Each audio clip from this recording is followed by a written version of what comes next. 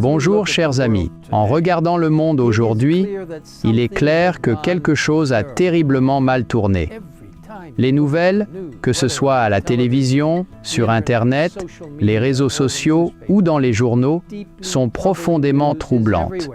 Le crime est omniprésent, la consommation de drogue ne fait que s'accroître, les familles se désagrègent, le monde politique implose et les guerres font des ravages, ne laissant derrière elles que misère, chagrin et mort. Partout dans le monde, des personnes de toute confession ou sans aucune foi reconnaissent que ces temps sont exceptionnellement troublants et elles cherchent à comprendre. Quelle est la cause de cette agitation et de ce bouleversement? Les choses s'amélioreront-elles un jour ou ne feront-elles qu'empirer? La Bible nous donne un indice sur ce qui a conduit à toute cette souffrance. En Ésaïe 24, 4, 6, nous lisons « Le pays est triste, épuisé, les habitants sont abattus, languissants, les chefs du peuple sont sans force. Le pays était profané par ses habitants, car ils transgressaient les lois, violaient les ordonnances, ils rompaient l'alliance éternelle. C'est pourquoi la malédiction dévore le pays, c'est pourquoi les habitants du pays sont consumés. » Remarquez la phrase clé ici. Car ils transgressaient les lois, violaient les ordonnances, ils rompaient l'alliance éternelle. La loi de qui? L'alliance de qui? La réponse, bien sûr, est la loi de Dieu. Après tout, c'est lui qui a dit en premier « Honore ton père et ta mère, tu ne tueras point, tu ne commettras point d'adultère, sois fidèle à ton conjoint, tu ne déroberas point, tu ne porteras point de faux témoignages, et ainsi de suite. » Non seulement ces commandements intemporels font partie de la loi de Dieu, mais ils ont servi de principes fondamentaux pour les lois des pays civilisés du monde entier. Mais depuis le début de sa rébellion dans le ciel, le but constant de Satan a été d'abolir la loi de Dieu. Nous lisons dans la tragédie des siècles, c'est dans cette intention qu'il a levé l'étendard de la révolte contre le Créateur et que, chassé du ciel, il a transporté et continue infatigablement cette lutte sur la terre. Séduire les hommes et les pousser à la transgression de la loi de Dieu, tel est l'objet invariable de son activité.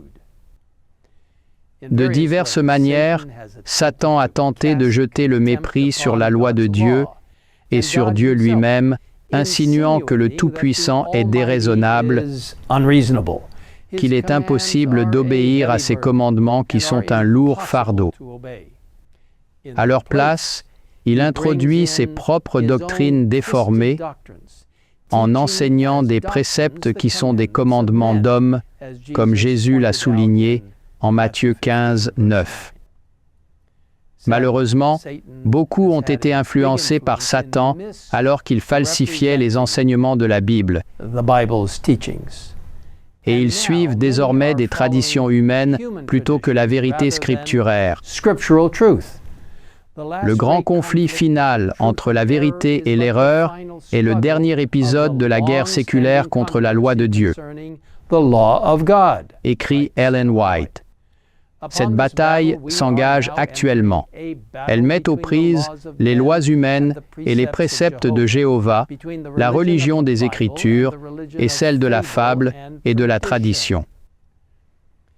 Elle poursuit en disant « Beaucoup de ses membres en sont venus à rejeter des vérités de base de la foi chrétienne.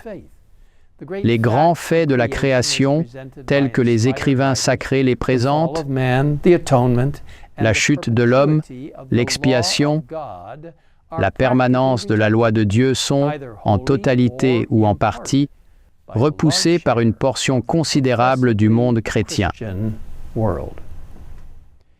Elle continue, comme si elle écrivait aujourd'hui, « Des milliers de personnes qui se vantent de leur sagesse et de leur indépendance considèrent la confiance implicite au livre saint comme un signe de faiblesse. ergoter sur les Écritures et en effacer les vérités les plus importantes à force de les spiritualiser leur semble une marque de supériorité scientifique. Voyez-vous, mes amis, lorsque les enseignements de Dieu sont mis de côté, y compris ses commandements, la société commence à s'effondrer. En repoussant la vérité, l'homme renie son auteur. Alors que nous nous dirigeons vers les derniers jours de l'histoire de la terre, Jésus nous avertit de ce qui se passera avant son retour. Car plusieurs viendront sous mon nom, disant « C'est moi qui suis le Christ ». Et ils séduiront beaucoup de gens. Vous entendrez parler de guerre et de bruit de guerre. Une nation s'élèvera contre une nation et un royaume contre un royaume, et il y aura, en divers lieux, des famines et des tremblements de terre. Tout cela ne sera que le commencement des douleurs. Jésus donne alors un avertissement terrible. Alors on vous livrera au tourment et l'on vous fera mourir, et vous serez haïs de toutes les nations à cause de mon nom.